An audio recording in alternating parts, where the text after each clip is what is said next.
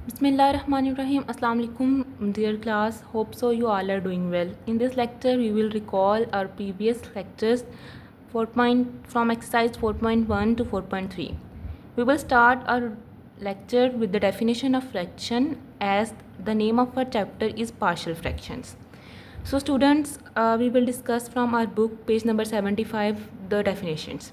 First of all we discuss what is fraction. Fraction आपके पास क्या होता है, आप लोग अर्ली क्लासेस से बढ़ते आ रहे हैं. फ्रैक्शन, ठीक है, फ्रैक्शन आपके पास होता है part of a whole number. ठीक है, जिस तरह ये आपके पास मैं लिखूँ 5/3, तो ये फ्रैक्शन है, हमने पढ़ा हुआ है, और इसको हम बार की फॉर्म में लिख सकते हैं. तो फ्रैक्शन आपके पास क्या होता है, the quotient of two numbers और algebraic expression is called fraction. ठीक है, आपके पास किसी भी दो नंबर से अलजेब्राइक एक्सप्रेशन को जब आप कोशेंट की फॉर्म में लिखते हैं तो आपके पास क्या कहलाएगा, फ्रैक्शन कहलाएगा. ठीक है, तो हम इसको नंबर्स हैं. इसी तरह अगर आपके पास x+1 और x-1 है, ये दो एक्सप्रेशन है, इनको भी मैं क्वेश्चन की फॉर्म में लिखूंगी तो ये क्या बन जाएगा, फ्रैक्शन.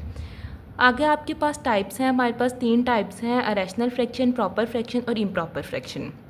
सबसे पहले रैशनल फ्रैक्शन आपके पास क्या होता है, an expression of the form nx/dx. ठीक है, एक्सप्रेशन हमारे पास, हमें पता है एक पोलिनोमियल होता है, ठीक है, जिसमें हमारे पास वेरिएबल्स इन्वॉल्व होते हैं. An expression of the form nx/dx. ठीक है, ये इसको nx को न्यूमिनेटर और dx को डिनोमिनेटर की फॉर्म में, वेयर nx और dx are polynomial in x. या आपने ये याद रखना है कि nx और dx इन्होंने हमें क्या कहा है, ये पोलिनोमियल्स हैं किसके, x के. ठीक है, ये दोनों एक्सप्रेशन है, मीन्स के ये x की फॉर्म में लिखे जाएंगे विद रियल कॉफिशेंट. उनके कॉफिशेंट्स आपके पास रियल होने चाहिए. ठीक है, मीन्स के कॉम्प्लेक्स के अलावा कोई भी आ सकता है. ठीक है, रियल. और क्या होना चाहिए, dx आपके पास इज़ नॉट इक्वल टू 0, तो ये क्या कहलाएगा, रैशनल फ्रैक्शन. अब इसमें आपके पास dx क्यों नहीं 0, क्योंकि जब भी हम किसी भी नंबर को या 0 लिख देंगे डिनोमिनेटर में तो वो हमारे पास अनडिफाइंड हो जाता है. ठीक है, इसलिए आपने उसकी डेफिनेशन में ही इसको एक्सक्लूड कर देना है. ओके क्लास, तो ये देखिए हमारे पास ये क्या आ गया है, हमारे पास एक्सप्रेशन आ गए हैं. ठीक है, dx nx/dx, जहाँ पे दोनों आपके पास क्या हैं, x की फॉर्म में पोलिनोमियल है. अब नेक्स्ट हमारे पास है प्रॉपर फ्रैक्शन. आप प्रॉपर फ्रैक्शन हमारे पास वो रैशनल फ्रैक्शन होती है, ठीक है, nx/dx की फॉर्म में, जहाँ पे इन्होंने वो हमें आ गया कि dx जो है वो नॉट इक्वल टू 0 है. ठीक है, ये वैसे तो इसकी डेफिनेशन में अभी, लेकिन दोबारा इसमें हम इसको डिस्क्राइब कर देंगे. इस कॉल्ड अ प्रॉपर फ्रैक्शन वो कब कहलाता है, if degree of the polynomial in the numerator is less than the degree. अगर आपके पास न्यूमिनेटर की जो डिग्री है वो लेस देन होगी डिनोमिनेटर से, तो वो आपके पास क्या कहलाता है, प्रॉपर फ्रैक्शन. ठीक है स्टूडेंट्स, जिस तरह आप ये एग्जांपल देखें, आपके पास पहली है 2x+1, जहाँ कुछ भी नहीं है उसके बाद आपको पता है x की पावर 0 होती है. तो यहाँ पे देखिए आपके पास पावर न्यूमिनेटर में 0 है और डिनोमिनेटर में 1 है, तो ये आपके पास क्या बन जाएगा, प्रॉपर. इसी तरह इसमें आपके पास इसकी पावर आपके पास क्या है, 1 है, और इसकी पावर आपके पास 2 है, तो ये भी आपके पास क्या बन जाएगा, प्रॉपर फ्रैक्शन. अब नेक्स्ट इम्प्रॉपर फ्रैक्शन है, वो हमारे पास इसी का रेसिप्रोकल उल्ट है कि आपके पास क्या होना चाहिए, वो रैशनल फ्रैक्शन जिसमें nx/dx वो इम्प्रॉपर फ्रैक्शन कहलाएगा अगर आपके पास जो पोलिनोमियल है nx, उसकी डिग्री क्या होगी, डिनोमिनेटर से ग्रेटर हो जाए या उसके इक्वल हो जाए. तो इन दोनों सूरतों में वो क्या कहलाता है, इम्प्रॉपर.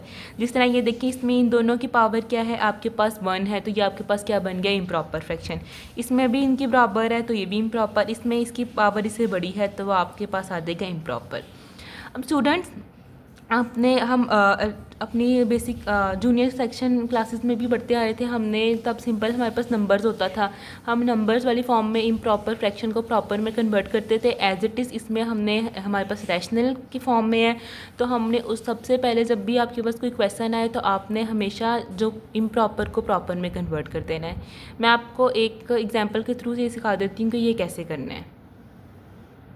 ओके क्लास, सबसे पहले ये देखिए हम क्या कर रहे हैं, कन्वर्जन सीख रहे हैं. जब भी आपके पास इम्प्रॉपर फ्रैक्शन आए उसको प्रॉपर में कैसे कन्वर्ट करना है. पहले ये देख लें आपके पास ये इम्प्रॉपर है क्योंकि इसमें न्यूमिनेटर की डिग्री डिनोमिनेटर से बड़ी है. ठीक है, तो आपने सिंपल इसको डिवीजन मेथड से करना है. हमने न्यूमिनेटर को अंदर और डिनोमिनेटर को बाहर लिख देना है. ठीक है, अब आपको पता है हम पहले टर्म देखते हैं कि हम इसको किससे मल्टीप्लाई करेंगे, तो ये वाली टर्म आए.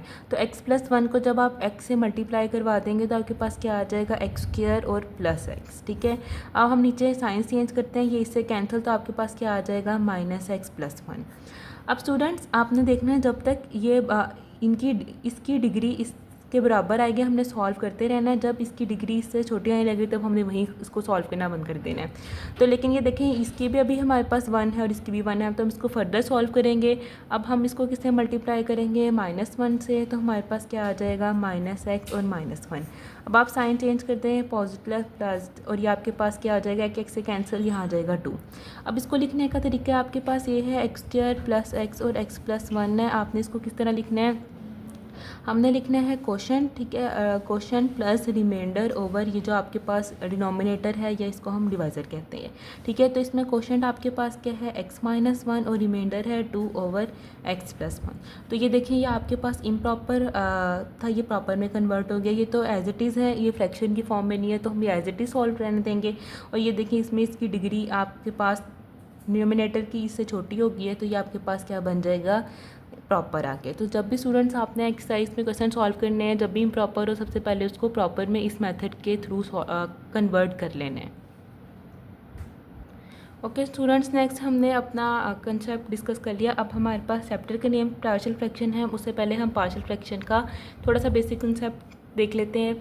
सबसे पहले मैं आपको सपोज कहती हूँ आपके पास दो फ्रैक्शन है, spore plus x over suppose 1/x + 1। आपने इसको ऐड करना है। आपको पता है हम इसको किस तरह ऐड करते हैं, हम इसका एलसीएम लेके इसको हम ऐड कर देते हैं, ठीक है। तो इसका एलसीएम आपके पास x और x + 1 आ जाएगा, और हम इसको क्रॉस मल्टीप्लाई कर देंगे, फिर 4x + 1 और प्लस आपके पास x आ जाएगा। तो ये आपके पास बन जाएगा 4x + 4 और plus x over x × x + 1। तो ये आपके पास क्या आ जाएगा, 5x + 4 ओवर x + x + 1, ठीक है, x × x + 1।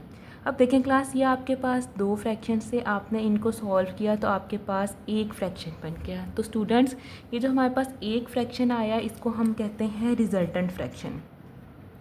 ये आपके पास कहलाता है रिजल्टेंट फ्रैक्शन।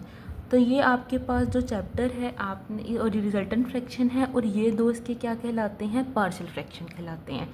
मैं दोबारा रिपीट कर रही हूँ कि आपके पास कोई से भी दो फ्रैक्शंस हों, जब उनको ऐड करते हैं तो हमारे पास जो आंसर आता है वो रिजल्टेंट फ्रैक्शन है। और ये जो जिनको ऐड करके आता है उसको हम कहते हैं उनके पार्शियल फ्रैक्शंस। अब स्टूडेंट्स देखिए, इनको तो आप ऐड करके ये निकाल सकते हैं, लेकिन रिजल्टेंट फ्रैक्शन के से आप पार्शियल फ्रैक्शन हम एज इट इज़ नहीं सॉल्व कर सकते। उसके पास हमारे पास डिफरेंट मेथड्स हैं जो कि हम इस पूरे चैप्टर में डिस्कस डिटेल से पढ़ेंगे, ठीक है।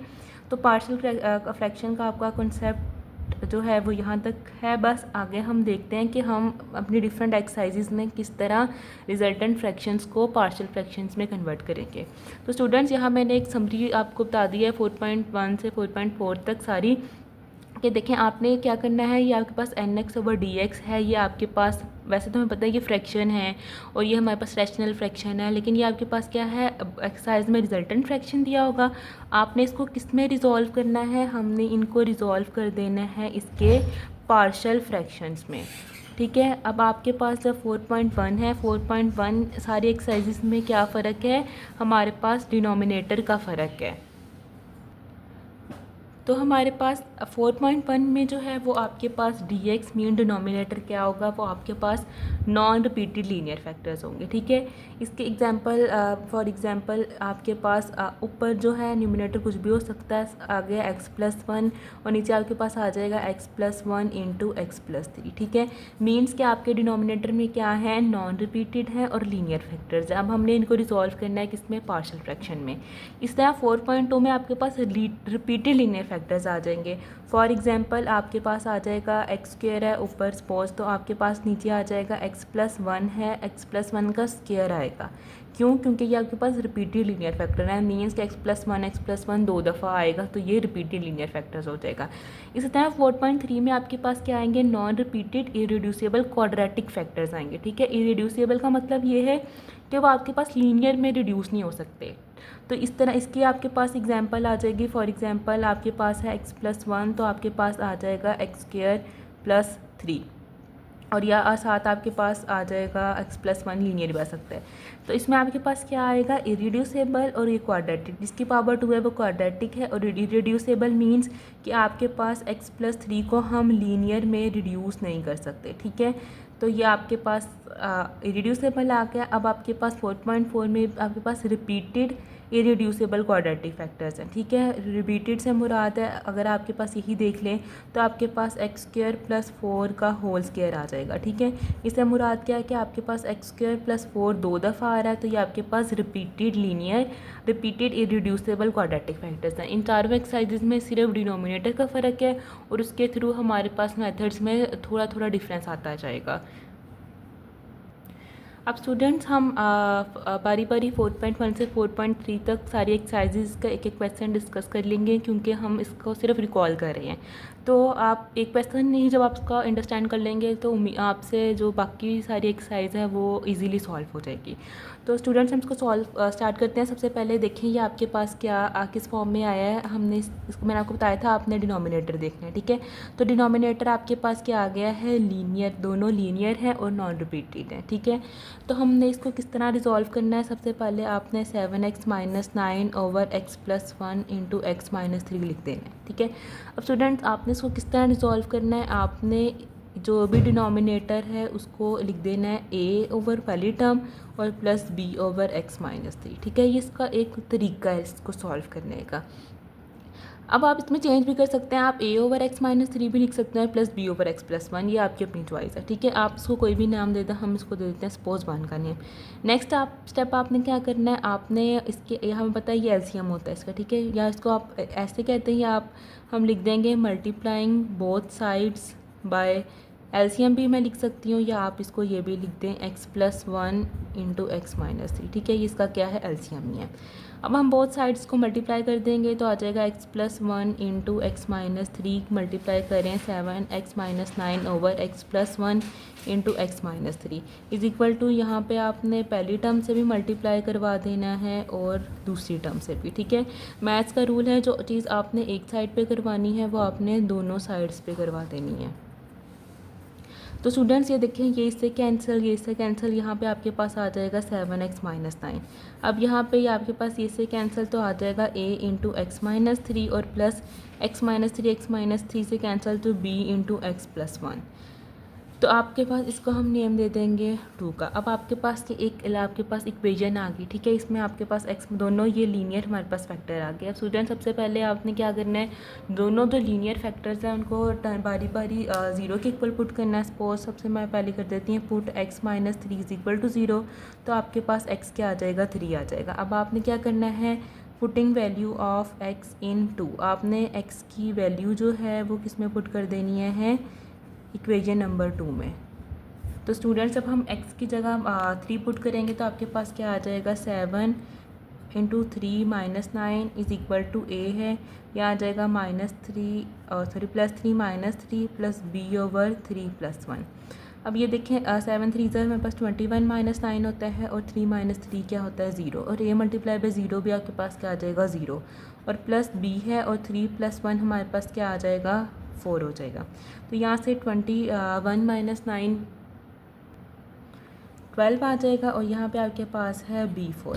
अब स्टूडेंट्स b की वैल्यू फाइंड करने के लिए हम इसको जाके वहाँ डिवाइड कर देंगे, तो आपके पास b की वैल्यू क्या आ जाएगी, 3, ठीक है। 4 1 जा और 4 3 जा, तो ये हमारे पास b की वैल्यू आ गई। नेक्स्ट अब हमारे पास क्या वैल्यू है, अननोन, हमारे पास एक ही अननोन है, तो हम क्या पुट करेंगे, अब आपने दोबारा पुट कर देना है x प्लस 1 को 0 के इक्वल, तो आपके पास x क्या आ जाएगा, x आ जाएगा हमारे पास -1, x आ जाएगा -1। अब हमने क्या करना है, इसकी वैल्यू किस में पुट कर देनी है, इक्वेशन नंबर 2 में। Putting value of x in equation number 2 as it is, जिस तरह आपने पहले की थी हमने दूसरे ही कर देनी है। ये हमारे पास क्या आ जाएगा, इक्वेशन नंबर 2 है 7 और -1 और -9 इज़ इक्वल टू a -1 और -3 और plus b is equal to -1 plus 1। तो ये आपके पास -7 और -9 आ जाएगा और आपके पास ये आ जाएगा a और -1 और -3 -4 और प्लस 1 -1 0 और b इंटू 0 भी 0 आ जाएगा। तो आपके पास -7 -9 -16 आ जाएगा और -4 है। अब आपको a चाहिए तो हम उसको जाके यहाँ डिवाइड कर देंगे, तो हमारे पास माइनस माइनस से कैंसिल, तो ये a की वैल्यू क्या आ जाएगी, 4। स्टूडेंट्स इसमें हमारा एम यही होता है कि हमने क्या करना होता है, ए और बी की वैल्यू कैलकुलेट करनी होती है, ठीक है। अब आपने ए और बी की वैल्यू कैलकुलेट कर दी है, हम क्या करेंगे, हम ए और बी की वैल्यू इक्वेशन नंबर जो 1 है उसमें पुट कर देंगे। Putting value of A and be in equation number 1। तो हमने ए और बी की वैल्यू इक्वेशन नंबर में पुट कर दी, तो आपके पास आ गया 7x - 9 over x + 3 into x minus 3 is equal to A की जगह हम पुट कर देंगे 4 ओवर x + 3 और b की जगह पुट कर देंगे 3 ओवर x - 3। स्टूडेंट्स, ये हमारा क्वेश्चन यहाँ तक कंप्लीट हो गया।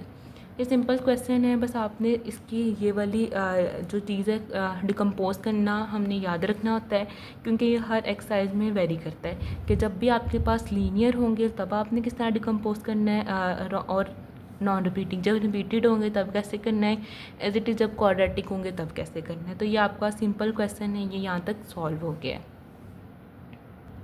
नेक्स्ट स्टूडेंट्स, हमने देखना है क्वेश्चन एक्सरसाइज 4.2। एक्सरसाइज 4.1 का एक क्वेश्चन हम डिस्कस कर चुके हैं, अब हम एक्सरसाइज 4.2 का क्वेश्चन देखेंगे। स्टूडेंट्स, इसमें आपने डिनोमिनेटर से मैंने आपको बताया था कि हम इसका डिफरेंस करते हैं। ये देखें, इसमें आपके पास डिनोमिनेटर क्या रिपीटेड है, ठीक है। x - 1 x - 1 2 दफ़ा आ रहा है, तो ये हमारे पास रिपीटेड और लीनियर है, ये दोनों लीनियर हैं, तो ये रिपीटेड लीनियर फैक्टर है। अब इसको डिकम्पोज करने का अभी हमारे पास एज इट इज़ ये 4.1 से मिलता जुलता है, बस थोड़ा सा फ़र्क है, वो हम देख लेते हैं कि आपके पास क्या आ जाएगा। ये a ओवर आपने x - 1 लिख देना, ठीक है। ये पहले आपने, क्योंकि ये हमारे पास 2 दफ़ा है, तो आपने पहले लिख देना है x - 1, फिर आपने क्या लिख देना है प्लस b ओवर x - 1 का स्क्वायर, ठीक है। स्टूडेंट्स, पहले आपने इसकी 1 वाली पावर लिख देनी है, फिर आपने इसकी सेकंड वाली पावर लिख देनी है, और प्लस c ओवर आपके पास आ जाएगा x - 2, ठीक। बस इसमें ये फ़र्क है कि आपके पास ये रिपीटेड है, तो उसकी वजह से आपको ये, अगर सपोज़ ये 3 दफ़ा होता तो हम x - 1 लिखते और x - 1 का स्क्वायर और x - 1 का क्यूब लिख देते, ठीक है। स्टूडेंट्स, यहाँ तक आपने इसको डिकम्पोज कर लिया, हम इसको नेम दे देते हैं 1 का। अब आपने एज इट इज़ मल्टीप्लाइंग करवा देना है इसके एलसीएम से बाय बोथ साइड्स। तो हमारे पास ये आ जाएगा x, हमें पता है इसका एलसीएम हमारे पास है x - 1 का स्क्वायर और x - 2। इसे हम मल्टीप्लाई करवाएंगे x square - 3x + 1 over x - 1 square into x - 2। यहाँ पे आपने इसको तीनों टर्म से बारी बारी मल्टीप्लाई करवा देना है। a ओवर x - 1 इंटू हमारे पास आएगा x - 1 का स्क्वायर इंटू x - 2, और as it is plus b over x - 1 है, और इसको हम मल्टीप्लाई करवाएंगे x - 1 का स्क्वायर इंटू x - 2, और प्लस c ओवर x - 2 है, तो इसको भी मल्टीप्लाई करवा देंगे x - 1 स्क्वायर इंटू x - 2। अब इसमें हमने कटिंग कर देनी है, हमारे पास जो कम हमें पता है ये सारी टर्म इससे और ये इससे कैंसिल हो रही है। x - 1 हमारे पास ये 1 से कैंसिल हो रहा है, ये आपके पास पूरी टर्म से कैंसिल हो रही है, x - 2 से कैंसिल हो रहे हैं। तो यहाँ पे आपके पास क्या आ जाएगा, हमारे पास आ जाएगा x square - 3x + 1 is equal to a, आपके पास आ जाएगा x - 1 इंटू x - 2, और प्लस b इंटू x - 2 और प्लस c इंटू x - 1 का स्क्वायर। ये यहाँ तक सॉल्व हो गया, लेकिन इसमें स्टूडेंट्स आपने क्या करना है, इसको ना मल्टीप्लाई करके ओपन करके लिख लेना, वो मैं आपको बाद में बताऊँगी कि इसकी हमें कहाँ ज़रूरत पड़ती है।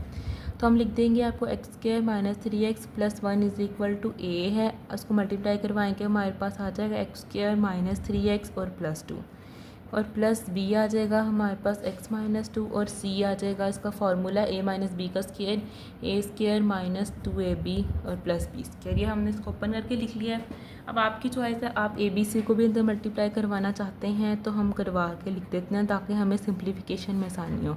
तो ये आ जाएगा ax स्क्वायर - 3ax + 2a और प्लस bx - 2b और प्लस cx स्क्वायर - 2cx और प्लस c।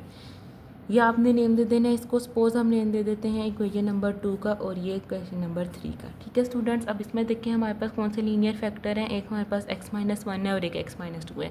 तो हमने बारी बारी इनको 0 के इक्वल पुट करके एज इट इज़ में पुट कर देना है। तो सबसे पहले हम यहाँ करते हैं, पुट कर देते हैं हम x - 1 को 0 के इक्वल, तो आपके पास x की वैल्यू क्या आ जाएगी 1। अब हमारे पास x की वैल्यू 1 आ गई है, इसको आपने किस में पुट करना है, आपने इसको पुट कर देना है इक्वेशन नंबर 2 में। Putting value of x in equation number 2। तो ये आपके पास क्या बन जाएगा, ये आ जाएगा हमारे पास एक्स की जगह आपने पुट कर देना है, तो -1² और -3, यहाँ भी आपके पास क्या आ जाएगा +1, सॉरी यहाँ +1 है और +1 साथ आ जाएगा, इज़ इक्वल टू a, यहाँ 1 - 1 और 1 - 2 और प्लस b 1 - 2 और प्लस c आपके पास आ जाएगा 1 - 1 का स्क्वायर। अब ये आ जाएगा 1 का स्क्वायर और माइनस हमारे पास 3 है और +1 है।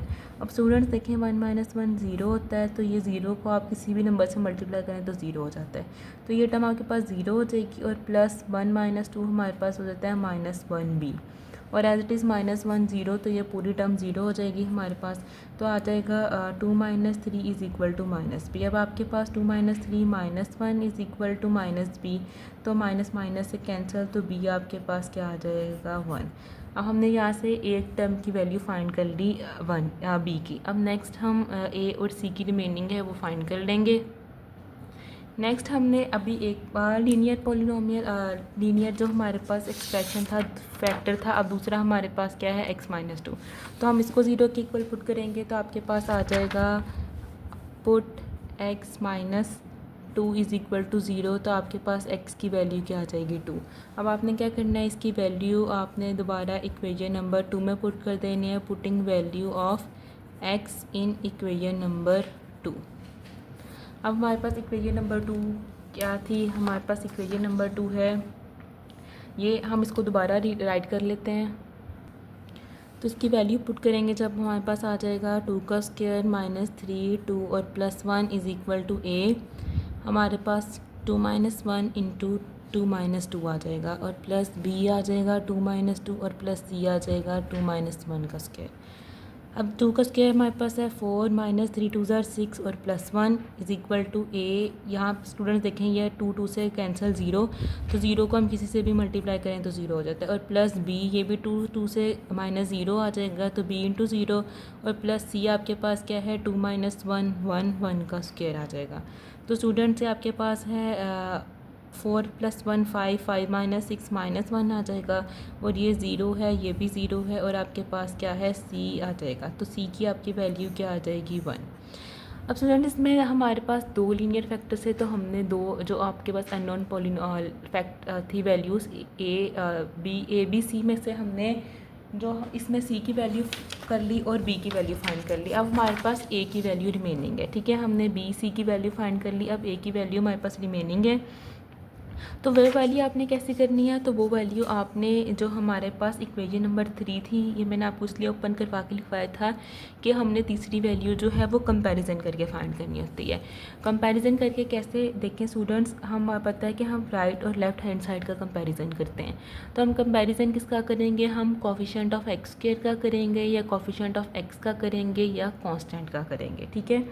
तो देखें यहाँ पे आपके पास कोफिशिएंट हमारे पास, अगर मैं सपोज यहाँ पे लिख के दिखाऊँ आपको, यहाँ पे मैं कर रही हूँ, आपके पास कोफिशिएंट ऑफ एक्स स्क्वायर कौन से हैं, आपने पहले लेफ़्ट साइड पे देख लेना है, ठीक है। ये आपके पास 1 है, तो ये वाली टर्म थी उसके साथ 1 है, तो आपके पास क्या हो जाएगा 1। ये हमारे पास क्या है कोफिशिएंट ऑफ एक्स स्क्वायर, ये आपके पास 1 आ जाएगा। इधर देख लें, इधर हमारे पास आप पहले देख लेना एक्स स्क्वायर वाली टर्म ये है और ये है, तो ये आपके पास क्या आ जाएगा a और प्लस c, ठीक है। तो आपके पास a था उसका कोफिशिएंट और c था। अब इसमें से देखें हमारे पास c की वैल्यू नोन है, ठीक है, c की वैल्यू हमारे पास -1 थी, तो हम यहाँ पे अगर -1 पुट करेंगे तो वहाँ जाके प्लस हो जाएगा, तो इससे हमारे पास a की वैल्यू आ जाएगी।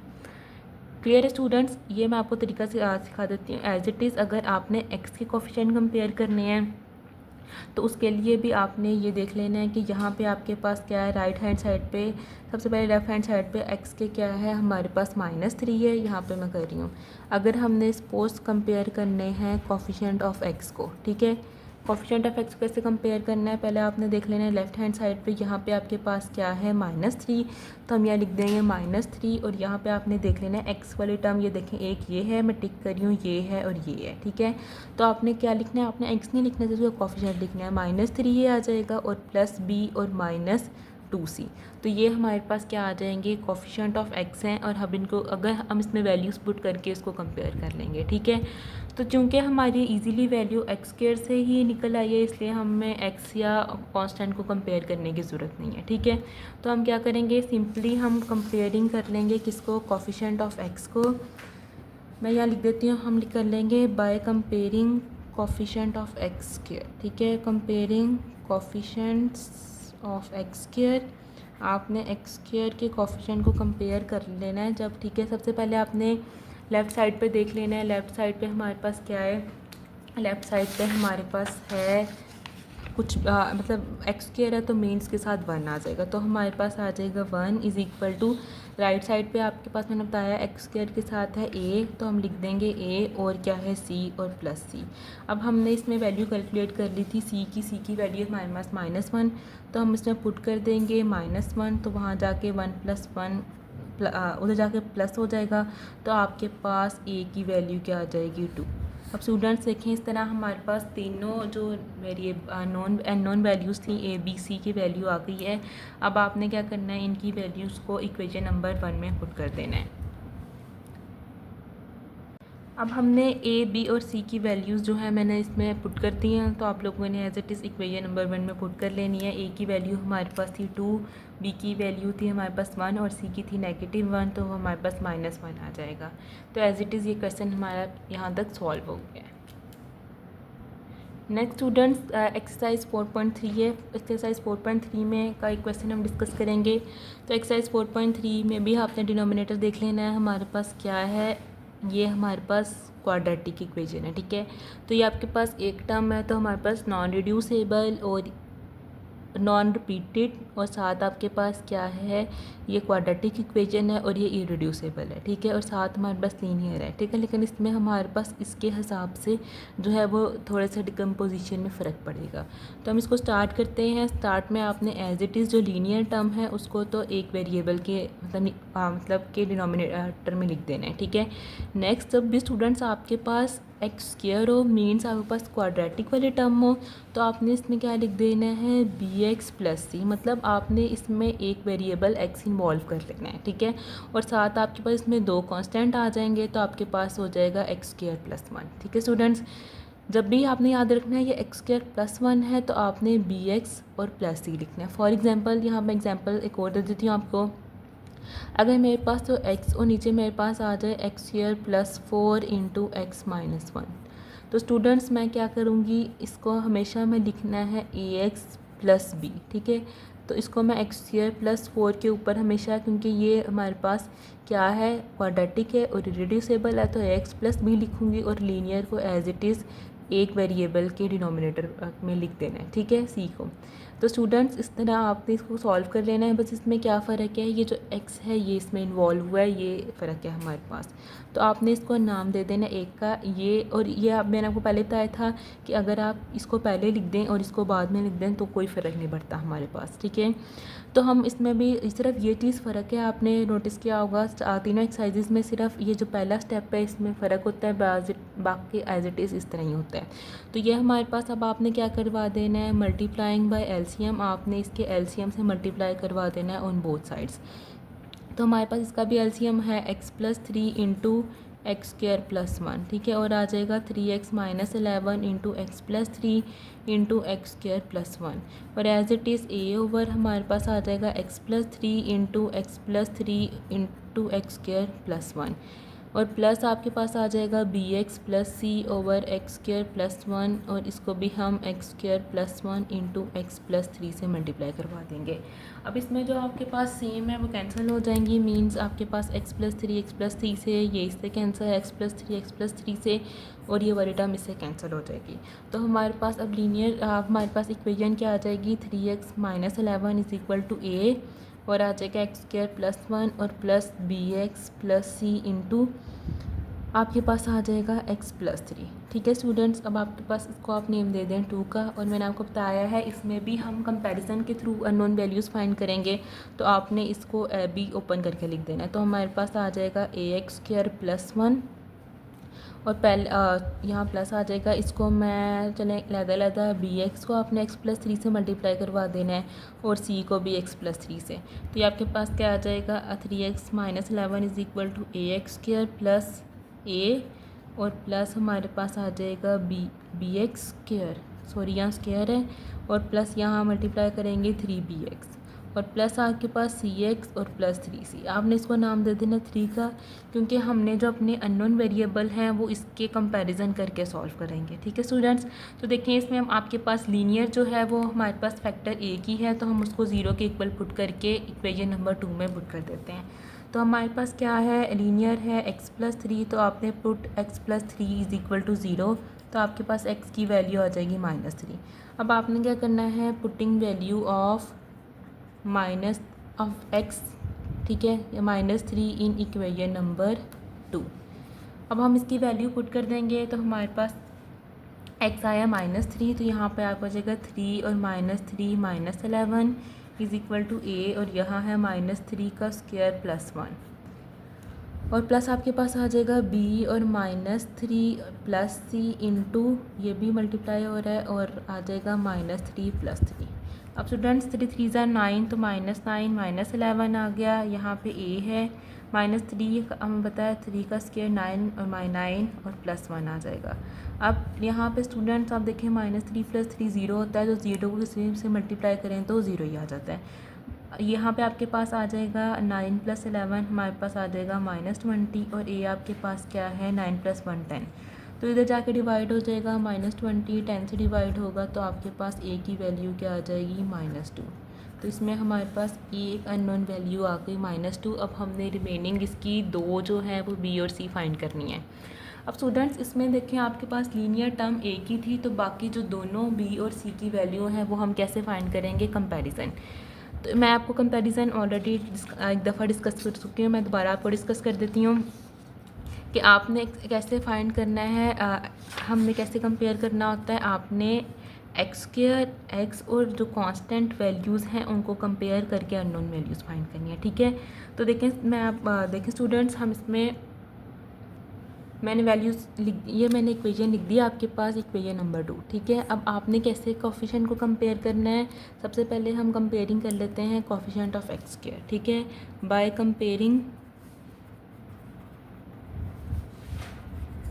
Coefficients of x square. ठीक है, आपने एक्स स्क्वायर के कोफिशिएंट कंपेयर करने के लिए पहले देख लेना है लेफ़्ट साइड और राइट साइड पे। देखिए सबसे पहले राइट साइड पे देख लें, आपके पास एक्स स्क्वायर वाली टर्म ये है और ये है। ठीक है, आपने इसको मार्क कर लेना है, और देखें स्टूडेंट्स जो लेफ़्ट साइड पे है आपके पास एक्स स्क्वायर वाली कोई भी टर्म नहीं है, तो मीन्स ये आपके पास 0 एक्स स्क्वायर होता है। ठीक है, तो हमारे पास जहाँ पे ना होगा एक्स स्क्वायर वहाँ हमेशा हम 0 लिखेंगे, और आपके पास राइट साइड पे क्या है a और प्लस b। अब देखिए हमने a की वैल्यू पीछे फाइंड कर ली थी, a की वैल्यू हमारे पास थी -2, तो -2 हम पुट कर देंगे -2 प्लस b। ठीक है स्टूडेंट्स, तो यहाँ पे हमारे पास -2 नेगेटिव है, उधर जाके क्या हो जाएगा पॉजिटिव, तो आपके पास b की वैल्यू क्या आ जाएगी 2। यहाँ तक हमने क्या कर लिया, कंपेयर कर लिया एक्स स्क्वायर को। अब आगे हम कंपेयर करते हैं एक्स को। ठीक है, यहाँ पे आपने एक्स स्क्वायर को कंपेयर किया, यहाँ हम लिख देते हैं कंपेयरिंग, और आपने इसमें कोफिशिएंट्स को ही कंपेयर करना है हमेशा, कोफिशिएंट्स ऑफ एक्स। अब देखें स्टूडेंट्स, आपने पहले देख लें, इसमें लेफ़्ट साइड पे देख लें, तो हमारे पास एक्स ये है, तो उसका कोफिशिएंट हमारे पास आ जाएगा 3। राइट साइड पे देखें यहाँ पे कोई नहीं है, यहाँ पे आपके पास दो टर्म्स हैं, ये हैं और ये हैं। ठीक है, तो आपने क्या लिख देना है 3b और प्लस c। अब स्टूडेंट्स हम इसमें b की वैल्यू कैलकुलेट कर चुके हैं, वो हमारे पास 2 है और प्लस c, तो ये आपके पास 3 इज इक्वल टू 3 2 ज़ा 6 प्लस c, तो ये आपके पास यहाँ माइनस हो जाएगा, 3 minus 6 is equal to c, तो आपके पास c की वैल्यू आ जाएगी -3। अब स्टूडेंट्स देखें इस तरह बाई कंपेरिजन हमने दो जो अननोन हमारे पास टर्म्स थी वेरिएबल्स थे उनकी वैल्यू कैलकुलेट कर ली। ए की वैल्यू में हमने जो लीनियर फैक्टर्स के थ्रू फाइंड कर ली थी, और बी और सी की वैल्यू हमने कंपैरिजन के थ्रू फाइंड कर ली। अब आपने ए बी सी की वैल्यू इक्वेशन नंबर 2 में इक्वेशन नंबर 1 में पुट कर लेनी है, तो यहाँ तक आपका क्वेश्चन सॉल्व हो गया है। स्टूडेंट्स ये हमारी इक्वेशन नंबर 1 आ गई। अब इसमें हमने क्या पुट कर देना है, ए की वैल्यू हमने कैलकुलेट की थी, हमारे पास -2 थी तो -2/x+3, और बी की वैल्यू हमारे पास बी की जगह 2x और साथ सी है -3। तो ये आपके पास आ गई ए, बी और सी की वैल्यू। तो ये हमारे पास यहाँ तक क्वेश्चन कंप्लीट हो गया है। तो स्टूडेंट्स मैंने आपके साथ तीनों एक्सरसाइजेज़ के एक एक क्वेश्चंस और उसकी थ्योरी डिस्कस कर ली है। अगर आपको कोई भी कन्फ्यूजन हो तो आप पूछ सकते हैं, लेकिन एक्सरसाइज 4.4 डिस्कस करने से पहले आपको इन प्रीवियस एक्सरसाइजेज़, अगर आपको इनको सॉल्व करना आएगा तो ही आप उसको सॉल्व कर सकते हैं। तो इंशाल्लाह नेक्स्ट क्लास में हम 4.4 सॉल्व करेंगे।